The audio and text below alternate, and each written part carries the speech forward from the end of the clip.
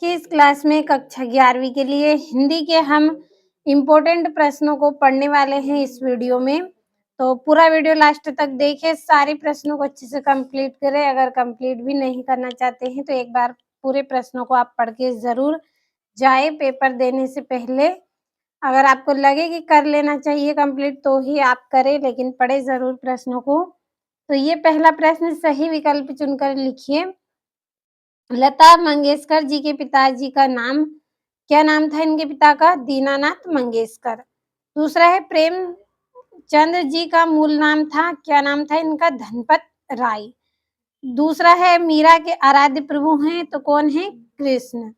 चौथा है कबीर ने ईश्वर के कितने रूप माने हैं? एक रूप माना है कबीर ने ईश्वर का। अगला है मीरा ने श्री कृष्ण को किस रूप में स्वीकार किया है? पति के रूप में स्वीकार किया है। छठा, महाकाव्य में सर्गों की संख्या होती है 8 या 8 से अधिक। तो 6 सही विकल्प है। स्क्रीनशॉट ले अच्छे से और कंप्लीट करें पूरे प्रश्नों को।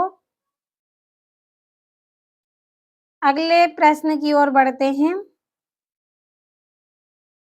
तो अगला प्रश्न है रिक्त स्थान में सही शब्द चुनकर लिखिए। पहला है भारतीय गायिकाओं में डेडेस को बेजोड़ गायिका कहा गया है, किसको? लता मंगेशकर को।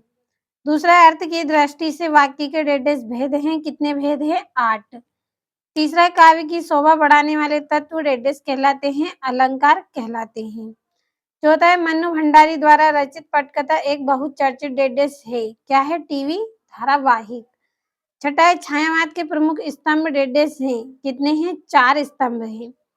सातवां है कबीरदास जी ने ईश्वर की सत्ता डेडेस मानी है, कितनी सत्ता मानी है? एक सत्ता मानी है। तो आइए आपके रिक्त स्थान भी हो गए हैं कंप्लीट, अच्छे से कर लेना है आपको। तीसरा प्रश्न जिसमें जोड़ी है, पहली है मीरा के प्रभु कौन है? गिरधर नागर। दूसरा है कुल की हानि, तो इसकी जोड़ी आएगी परिवार की मर्यादा। तीसरी है द्विवेदी युग के प्रवर्तक महावीर प्रसाद द्विवेदी है। चौथा है कुंडलिया छंद, तो इसका आएगा आपका 24 मात्राएं।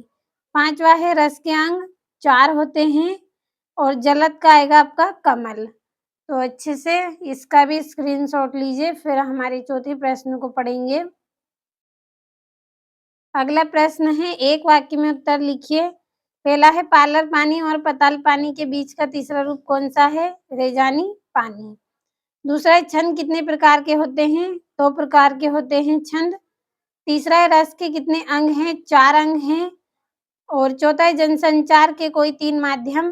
पहला है आकाशवाणी, दूसरा है दूरदर्शन फिल्में और तीसरा रहेगा आपका समाचार पत्र। तो यहाँ से कंप्लीट करें। अगला है शब्द युग्म का नाम क्या है? तो सुनने में समान परंतु भिन्न अर्थ देने वाले शब्द क्या कहलाते हैं? शब्द युग्म। छठा है मोहन के गुरु का नाम था मास्टर त्रिलोक सिंह। ये क्या था? मोहन के गुरु का नाम था। अगला प्रश्न है आपका जिसमें सत्यासत्य। पहला है बीजक सूरदास जी की रचना है, तो ये आपका गलत है। दूसरा है सुमित्रा नंदन पंत छायावाद के महत्वपूर्ण स्तंभ है, तो ये सत्य। तीसरा है भारत में टेलीविजन की शुरुआत 15 सितंबर 1960 को हुई थी, तो ये आपका रहेगा।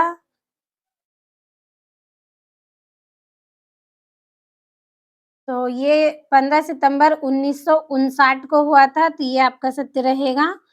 चौथा है भागीरथी, मंदाकिनी, सुरसारी इत्यादि शब्द गंगा के पर्यायवाची हैं, तो ये आपका सत्य। पांचवा है रई के प्रक्षर होते हैं, 4 होते हैं। छठा है काव्य की शोभा बढ़ाने वाला रस कहलाता है, तो ये आपका सत्य रहेगा।